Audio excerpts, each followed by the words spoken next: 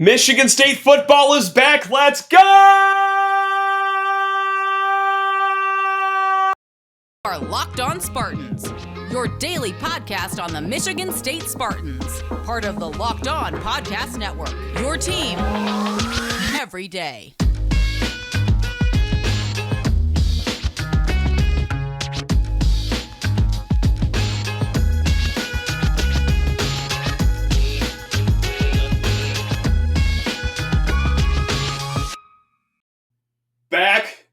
Back. We are so back. That is right. Michigan State football is back in our lives. Hello, everyone. Thank you so much for starting your day, whether you're driving up to the game right now, whether you're watching on YouTube Thursday night, regardless. We are within 24 hours of some Michigan State football, and thank you so much for making us your first listen or your tailgating listen, your drive to the game listen, whatever it is. Thank you so much. I'm your host, Matt Sheehan. This is Locked On Spartans. We do this 5 days a week here in the Locked On Podcast Network. And also today's episode is brought to you by BetOnline. BetOnline has you covered this season with more props, odds, and lines than ever before. BetOnline, where the game starts. If you ever want to reach out, lockedonspartans@gmail.com. Let's just get into it. I could not be more excited right now. It is our Christmas. MSU football is back. And look, you could just feel it. You can smell it in the air. You can feel it everywhere. You can feel it in the build-up to the game, fueled by pregame conversations with your favorite fellow fans, visions of Spartan success, highlight plays, more Paul Bunyan trophies, and bowl game wins. You can feel it in the tailgating lots, shared with thousands of your closest Spartan family members, on grounds shared by fresh faces starting their MSU journey, two old pals that started their friendships on that same East Lansing soil decades ago. You can feel it in the stadium bleachers where chants of "Go Green, Go White" ring from Brody to Hubbard, from the 50-yard line to the surrounding neighborhoods, and from the players' ears to the TV broadcast, and you could feel it on the fields with Thorne slinging, Reed running, Broussard juking, Berger trucking, Barker barking, Coleman mossing, Mosley delivering, Snow hitting, Barrow barreling, Henderson leveling, Windmon blitzing, Petrowski sacking, Tuck coming, and Spartans winning. We can all feel it.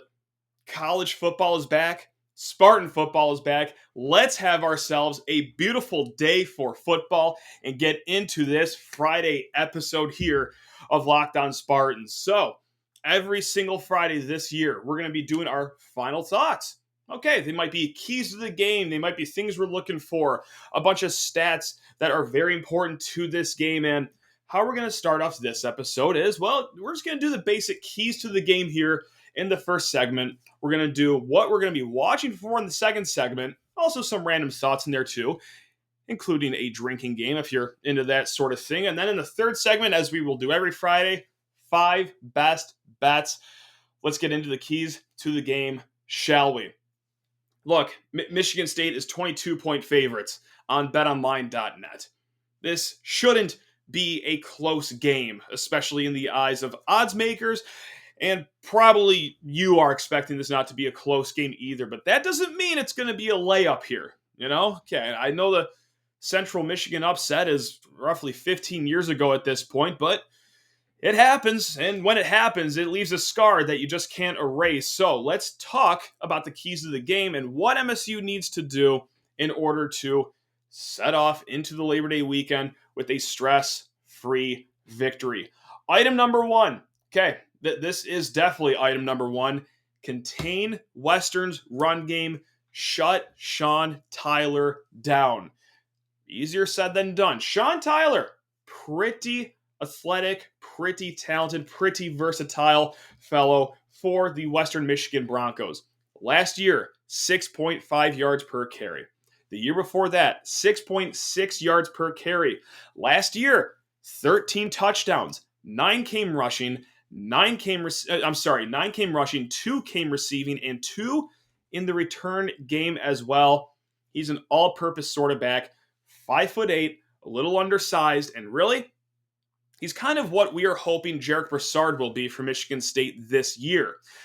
He's shifty. He's quick. He's got good top gear speed. If you get him in open space, well, you might be turning your head around because he might be running by you on his way to the end zone. He is the straw that stirs the Broncos drink on offense. But also, hey, he's the lightning in the running back room. Now, who's the thunder? It's old friend Ladarius Jefferson. That's right. Ladarius Jefferson started his career at Michigan State, left in the middle of his second year, and now he's back home closer to Kalamazoo playing for the Broncos, and he's having a pretty solid career at Western himself. Last year, 4.5 yards per carry, pretty solid, but also led the team in touchdowns last year with 10 touchdowns. If they get in the red zone, if they need some power, okay, Ladarius Jefferson is going to be running with the ball in Spartan Stadium again for the first time in a few years. So, item number one, okay, front seven, pretty good at stopping the run last year. This is going to be item number one for game number one because, look, the passing game, which we will get to in a hot second here, maybe a gettable goal here for our Spartans. But before we get to that, item number two for keys to the game is get off the field on third down. This, of course, goes for every game, right? This is a key to every single game Michigan State will play this year. But why we're highlighting it is because, well, for two reasons. Last year, Western Michigan was top 20 in the nation last year at third down conversion. They converted at a 45% clip, which is pretty strong. Now, obviously, things have changed. They've lost their quarterback. They got to replace two tackles, their best receiver. But let's talk about us. Let's talk about Michigan State here because last year, MSU's defense saw the opponents convert third down at a 39% clip, which is below average nationally. And look, a lot of that had to do with pass coverage, the secondary, and not just necessarily cornerbacks and safeties, but also the linebackers too. Mismatches with, one linebacker being tagged on the wrong guy here and that going completely sideways. So yes, third down conversions were kind of a thorn in Michigan State's side. I think it's one of the most underlined storylines from last year. So let's get this started on the right foot for Michigan State. Again, hey, third down defense is the name of the game for all these games, but after last season, yeah, it would be really nice to get started on the right foot here if you're Michigan State. And let's just talk about another thing that we would love to see Michigan State get on the right foot with, and that is Michigan State's pass defense. Key to the game number 3, shut this thing down. This is a wildly passable test for Michigan State secondary. This isn't just a test, but this is almost already in the confidence boosting category if they do what they are supposed to do. Okay, look, we get it. Let's talk about Michigan State right now. You are getting everyone back that was hurt at the end of last year.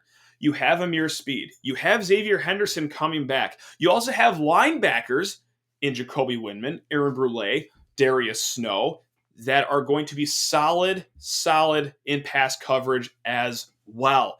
Michigan State should have no problem defending the pass because also, well, let's talk about Western for a hot second. New quarterback, okay? Redshirt freshman Jack Solopik only threw 5 passes last year. He's making his first start in front of 75,000 people under the lights on ESPN. Little nervy, okay? Western Michigan also lost 4 of their top 5 pass catchers from a year ago. The only guy that's in that top 5 in receptions and yards coming back, 5'11", Corey Crooms. Now, he's very good. I compared him to Penn State's Jahan Dodson, if you remember him from last year. Undersized guy, surefire hands, good speed. But everywhere else, kind of a mystery. You don't really know what you're getting from the receiver room at Western Michigan. And also, the Broncos, like I said earlier, are replacing 2 of their starting tackles from a season ago. So that only helps. And yes, it's not just the secondary that can step up in pass defense. It's not just the linebackers, but also with Western replacing their 2 tackles, great time to get to the quarterback. Maybe the defensive ends can help speed things up for Jack Solopik to make his night as crazy as possible to help Michigan State's secondary play some solid defense. So yes, this is a very passable test for Michigan State, and it will be a key to the game because if you eliminate the pass, all right, cool. You only got to worry about the run. Simple as that. And key to the game number 4, get your run game going if you're Michigan State. look, hey, the pass defense has a very, very passable test. The run game has somewhat of a passable test. It will be a good test for the run game, especially with so many question marks coming into the season. New running back. We always talk about that lack of depth at offensive line. So why is it a passable test for Michigan State? Look, Western Michigan is good on defense. They had one of the best defenses in the MAC last year.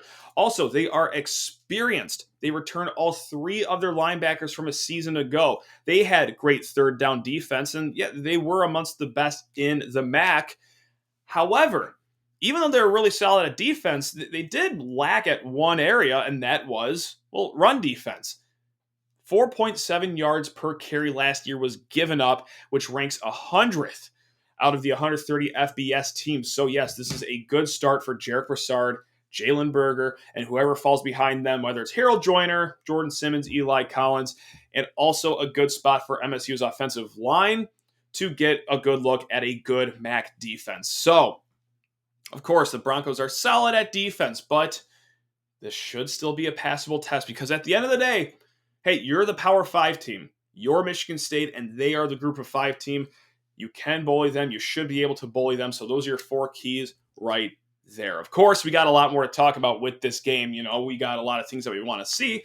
But first, I just need to talk to you folks about driving sober or getting pulled over. This is a big one, especially if you were driving to the tailgate or if you have plans to drive to the tailgate.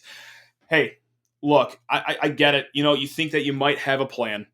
You just think that, oh, it's going to be okay. I drive on the same roads all the time. I mean, what are the odds of running into a cop anyway? Well, pretty high. It's pretty high. Are you one of those people who think it's okay to drive stoned if you get into this tailgate? And what's the worst that could happen? You know, if you smoke a little, drink a little, you just end up driving a little below the speed limit. It's no big deal, right? Run. The truth is your reaction times slow way down when you're high.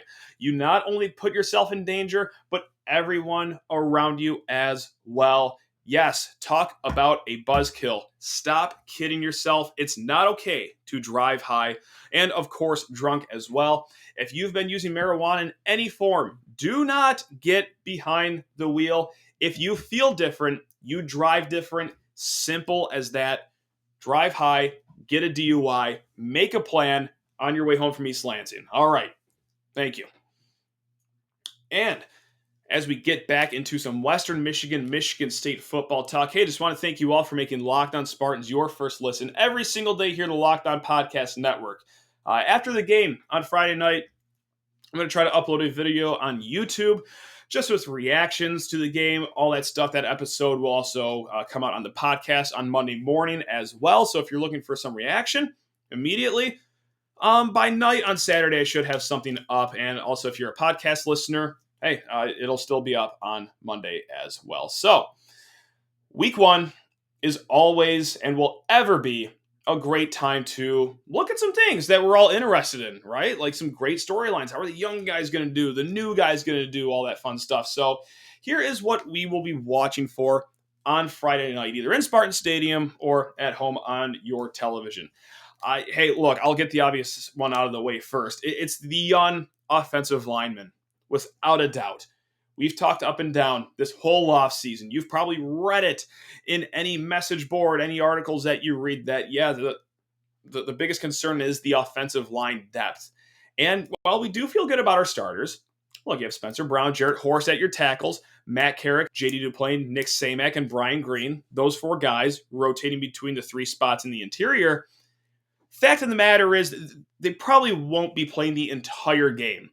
You do need guys to spell them and give them a break every once in a while. So when that happens, all eyes on the young guys. You know, we're talking, of course, Brandon Baldwin. We're talking Ethan Boyd on the outside tackles. Dallas Fincher, Gino Vandenmark. I've actually heard good things about out of camp. So how good can they be against, again, a solid Western defense?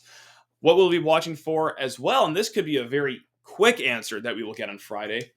What on earth do you do with Jacoby Windmon? We just talked about this with Justin Thin of 24/7 Sports, but as we're creeping closer to kickoff, This is getting more and more interesting is how they are going to play Jacoby Windmon. Is he just going to be your typical everyday linebacker, like he was at UNLV? Or is he going to be on that edge, the stand-up edge? Are we going to see a front of Jacoby Windmon, Jeff Petrowski on the outside, Jacob Slade and Simeon Barrow on the inside, which that sounds like a good front to me. And then if you do that, if you have Windmon at the edge, that lets you have Darius Snow, Aaron Brule, and Cal Halliday behind you. Sign me up for that front seven. That sounds like a great time. So we'll see if it happens, or if Chris Bogle gets the start. If Windmon starts behind Bogle in the linebacker slot, we'll see. So that will be a quick answer to get on Friday night. And also, speaking of defensive ends, you always hear things out of camp, how one player's doing or one position group's doing. But oddly enough, the defensive end group has had a lot of quietness around it. Like Chris Bogle, the transfer from Florida, not getting a lot of feedback as to how good, or I guess maybe not good, he's doing in camp.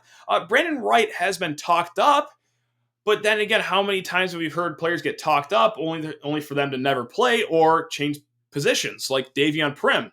So is Brandon Wright actually going to be a key factor in this defense? Tank Brown, do you get anything out of him? Are young guys like Michael Fletcher, Zion Young going to step up perhaps? So the defensive ends is a very intriguing storyline, especially after the hiring of Brandon Jordan and Marco Coleman in the offseason. Also, what we'll be watching for is the third down defense. And what I mean by that is just not how good they do at stopping the Broncos, but who is on the field. Third down conversions for the defense did not go well last year, and a lot of it had to do with linebacker coverage. So are we going to see Cal Halliday on the field ever for a third down? Or is it always going to be Darius Snow, Aaron Brule on third downs? Two linebackers that have the speed to keep up with any mismatches thrown their way. Also, let's just get to this right now. One of my favorite things to talk about because it stresses me out so much. Kicking.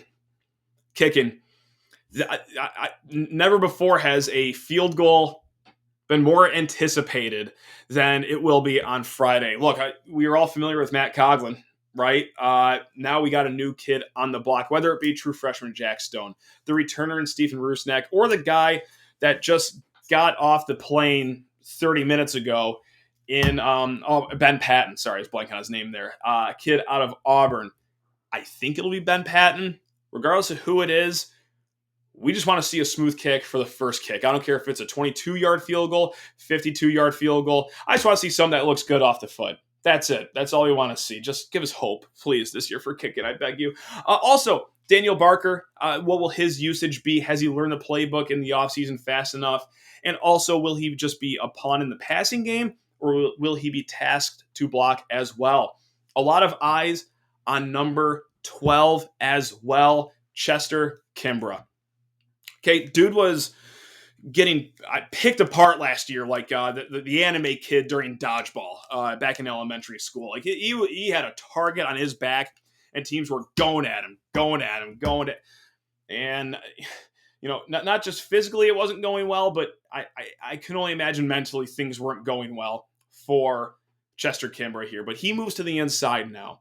He's going to be lined up against slot receivers, maybe against running backs out of the backfield, something a little more manageable than being split out completely wide. So does this help revive his mindset, his career, and give MSU another key defensive player and a guy that we were all hoping could be really strong last year? So, hey, new position, new attitude. Let's see how it goes. And last but not least, for things we'll be watching for is, let's talk about the most important position on the field, quarterback. Plenty of eyes on Peyton Thorne. And yes, this should be a game he does fairly well at. We've heard so much great offseason chatter about Thorne, whether it's coaches, whether it's players. They are talking up and down about how much Peyton Thorne has grown in the offseason. But he's got no Kenneth Walker III. And how does that affect play action? Because Thorne made a killing on play action last year because defenses had to respect the best running back in the nation that much. Can he make hay with maybe a less effective play action or no play action at all? Will it take him time to find a groove? Because, I remember last year's Peach Bowl game. There was a month off between games, and it took Thorne a little bit to find that groove. I don't know if it was rust. I don't know if it was the fact he didn't have Kenneth Walker. He had a new right tackle he was working with. I don't know what it was, but can he hit the ground running immediately in game action coming up? So that would just be very delightful, because this offense could very well go as far as Peyton Thorne wants it to go. Now, other just random thoughts going into the game is, I had the thought the other day that, holy crap, there is an alternate reality, a very realistic alternate reality where, yeah, we're going to be watching Peyton Thorne and Jaden Reed play on Friday night, but for the other team. That's right, Peyton Thorne was committed to Western Michigan before Mark D'Antonio flipped him to the Spartans. Jaden Reed wasn't just committed to Western, he actually played at Western for a year before transferring to Michigan State. We could be looking at a game with Thorne and Reed in Bronco uniforms. So, who would MSU's quarterback be tonight then if that were to happen? Is MSU even coming off of a double-digit win season last year if Thorne and Reed aren't on the team? Got a very hard time believing that they would, because, well, yeah, they each had very key moments in the Spartans' 11-win season last year. Would this be a legitimate upset alert game? I think it would be. Would I have to talk to a licensed therapist on the way to the game just to get my mind in a somewhat right spot? Probably, because I don't think Michigan State would be 22-point favorites if Thorne and Reed run the other team. We're probably looking at a 8.5, 9.5 favorite spread, and how many times do you see that busted, especially in week one? So that's nice to have Thorne and Reed playing for the good guys this week. And also, if you're looking to spice up this evening with a drinking game, here are a few rules if you want to jot them down really quickly. I don't know if we'll do this every week, but we got to do it for week one, because what better time to have a drinking game than right off the bat for the season? Okay, take a sip every time the broadcast team says the word transfer. That will be a heavy buzzword thrown around, especially in the Mel Tucker era. So anytime the broadcast team says transfer, you take a sip. 2 sips for every contract extension that they mention. Of course, Mel Tucker signs a $95 million extension. Maybe that's going to be a talking point right off the top. Take a sip for every chop motion you see Mel Tucker make. They cut to him on the sidelines. He gives the chop motion 4 times. That's 4 sips coming out of your can of beer, seltzer, whatever you're drinking. Take a sip if you are watching at home and following online. Take a sip for every "we didn't score on the first play" joke that you see on Twitter. That's right. Of course, you remember last year, Kenneth Walker, 75 yards to the house. When Michigan State goes for a 4-yard rush and has 2nd and 6, you can count on seeing at least a dozen, "oh, we didn't score on the first play, scrap the program" jokes that you'll see on Twitter. So take a sip for every one of those. Finish your drink whenever Peyton Thorne and Jeff Thorne and their connection are mentioned. Don't know if you know this or not, but Peyton Thorne and Jeff Thorne are related, and they're playing against each other. So finish your drink when the broadcast team inevitably brings that up at least once. And also finish your drink when Thorne and Jaden Reed, where high school teammates, are mentioned. That should have you in a pretty good spot by midway through the first quarter. Actually, yeah, you should be feeling a little toasted that early on. And last but not least, I just want to thank everyone, of course, for listening daily. But we had a big milestone just hit, and this actually happened over last weekend. From last year's kickoff to this year's kickoff, we have just hit over 1 million combined YouTube views and podcast downloads. So I cannot thank you all enough for making that possible. You guys are the best listener base out there. And when I say we, of course, I'm talking about you, the listeners. Whether you're a once-a-month listener or, God bless you, a daily listener. I'm talking about anyone that's ever emailed in a question, a segment idea, or anything like that. And, of course, our awesome guests that we always have on that are very generous with your time. Hey, 1 million is a big number. Definitely meant a lot to me, so I just want to extend some massive gratitude to you guys. Let's get higher than that for the next calendar year, shall we? So just wanted to shout that out before we get to our 5 best bets. But first, just got to take a quick pause in the action. It's 5 best bets. We did it for last week, week 0, and we're looking to get on the right side of history this week because last week we went 2-3. Okay, I took Nebraska. I did, and I forced myself to walk around the whole week wearing clown shoes. For some reason, trusting Scott Frost, I'll never learn. Anyway, UConn, they're only pretty bad this year, and not like the Connecticut government needs to step in and shut the program down bad. So that was very exciting. I did take Utah State minus a zillion points. They didn't cover. Wyoming, I don't have anything to say about that. But also the two wins we got, look, we took Vanderbilt -8, I think the spread was. They looked like 2019 LSU against Hawaii. God, that was so sad to watch. Hawaii looks horrible this year. And then, hey, Nebraska and Northwestern, they at least did hit the over. So let's roll into this week's best bets. We'll start with our Spartan game going on today.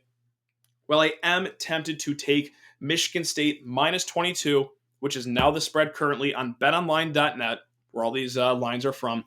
My official bet for this game will be under 54. Most of the public money is on that number. I'm joining the public, which usually doesn't bode well. But look, I trust Michigan State's offense to get their job done, to hit around 40 points. I don't necessarily think I trust Western Michigan's offense to hold up their end of the bargain. I think their pass game, knock on wood, can be non-existent here on Friday night. I think Michigan State's front is good enough to contain their run game. So, yes, I don't think it's a Michigan State issue that they won't score enough, but Western, I don't know if I see it, so that's why I'm going to take under 54. The other Big Ten showdown that we are going to hit in 5 best bets is Illinois +2.5. And maybe I'm walking into a giant mousetrap here and I'm about to get my head lopped off, but I'm very puzzled why Illinois is underdogs against Indiana. Illinois, huge offensive line. Their running back, Chase Brown, is going to be amongst the best. If not the Big Ten, then the entire nation too. Like, this guy is the real deal. And also, Illinois played in week 0. We see teams make leaps from week 0 to week 1 all the time. I don't think this will be any different. And they're also playing an Indiana team that I sadly have very, very little faith in. I'm a Tom Allen fan. He seems like a great coach to play for, but I don't think Indiana's it this year. So I am going to be taking the Illini +2.5. And also to round it out with 3 more bets, I'll go quickly through these. Florida +3 over Utah.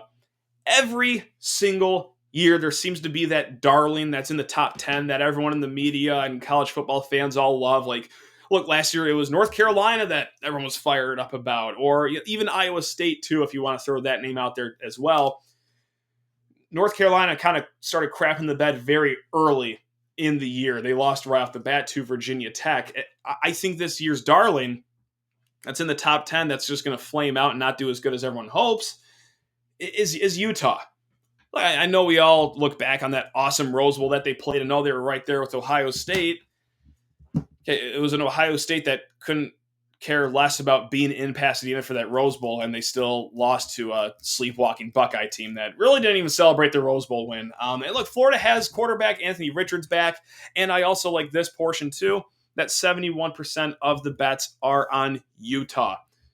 Vegas keeps their lights on for a reason. BetOnline.net has currency to spend on ad reads with podcasts, for a reason. So yes, I'm going to be taking the 29% and going with Florida +3 home underdogs against Utah. Georgia versus Oregon is over 53, and I'm going to be taking the over 53 here. I get it. Bo Nix versus Stetson Bennett doesn't really do it for me. However, the line opened up at 50. It's grown to 53, despite nearly 60% of the tickets being on the under. We got reverse line movement there. Let's go over 53 for that one. And last but not least, let's take you late in the weekend here. Clemson -22 against Georgia Tech. Clemson is a lot better than people remember last year. I think the greater public started tuning out of those games pretty early on, but they banged out 6 straight wins to get to a 10-win season last year. And also on the contrary, Georgia Tech just isn't that good. The move to the spread offense is not going well for them at all. And let's just shout out their non-conference schedule really quick. Georgia Tech has Ole Miss, Georgia, and UCF, as well as Clemson.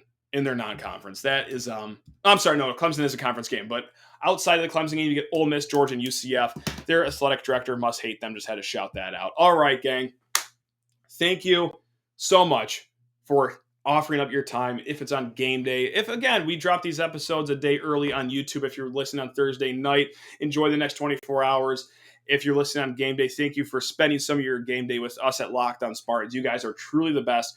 Again, we will be back Saturday. I'm going to try to have the reaction video on YouTube. It will be Monday's podcast. And then next week, we'll talk with Stephen Brooks of 24/7 Sports. We've got an interview lined up with Greg Jones as well, who will be inducted in the MSU Hall of Fame. And you always know where to find us if there's any breaking news or anything we got to talk about. Locked On Spartans, your team in green and white, 5 days a week. Let's have a great tailgate. Mix in a water every so often. I'm saying that for myself too. I'm saying this out loud so I don't forget as well. But hey, be smart, be safe, and be passionate about our Michigan State Spartans. Let's have a Friday. Love you all. Spartan football's back. Go green. Let's go. Let's go.